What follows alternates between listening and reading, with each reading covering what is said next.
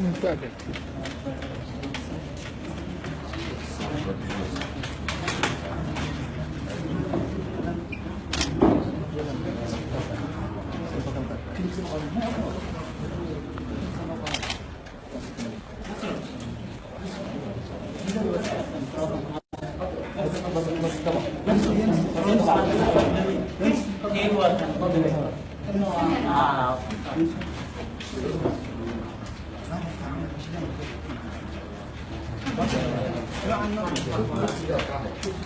بس انتبه على راسك.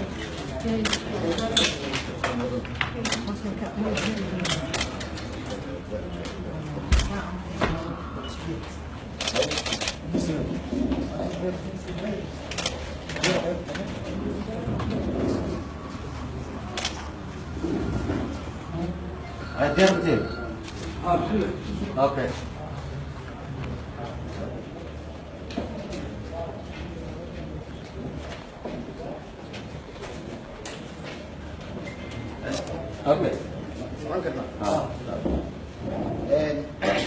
بسم الله الرحمن الرحيم. الحمد لله ويا أخي تبارك هي أنا أمي أي فسرين حد حد كان على مجالنا بشر الحمد لله ويا هذا الخير سيدا مصعطان هي أنا أمي يحلالين المعمل مودين باريس تنبيه مودين سوماليات ولم تنسى إن أي ملايين فالدبيو أما خيانة كرم خاص خلق المسلمين لقول بقولنا إذا كدولي الصومالي حقيقة المواطن والشيء أديجو ترى شيء وكسر الجيدة جريتان كدولي من الصومالي أيادها أمريكا يجوا وجودنا واجبات كود الدستورية iyo awaamiir ka soo baxday hay'adaha sharciga ayaa xalay abaarihii tobankii iyo barkii habeenimo guri lagu tuunsanaa in lagu abaabulo falal dambiyeedyo kor ku dhisan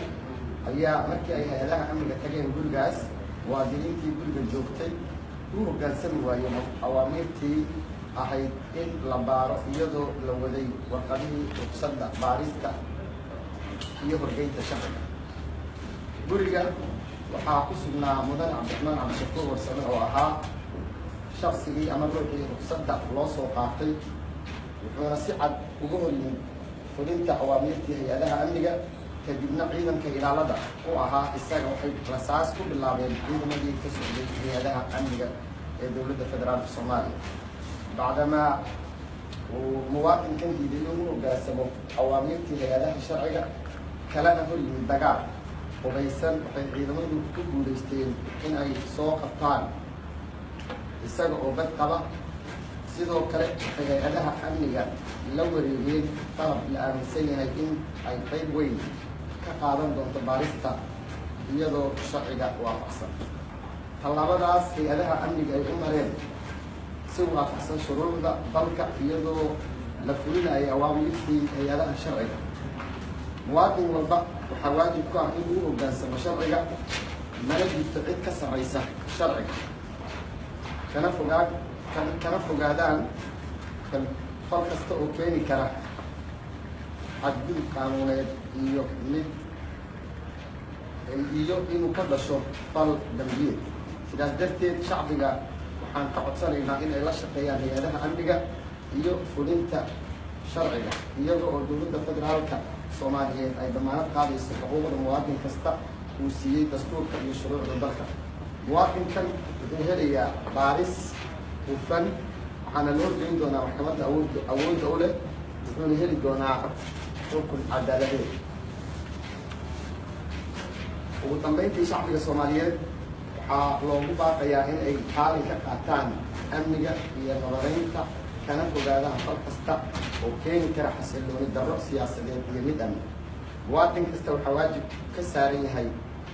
inuu danta guud ee dalka ka horumariyo danihiisa gaarka ah waa mahadsantihiin waxaan kusoo dhaweynayaa xeerlaliyaha guud ee qaranka si uu isna ugu soo dhaweeyey wasiirka wasaaradda amniga afhayeenka la taliyaha wasiirka wasaaradda amniga ahna afhayeenka wasaaradda cabdicasiis cali ibraahim cabdicasiis xildhibaan waa mahadsantihiin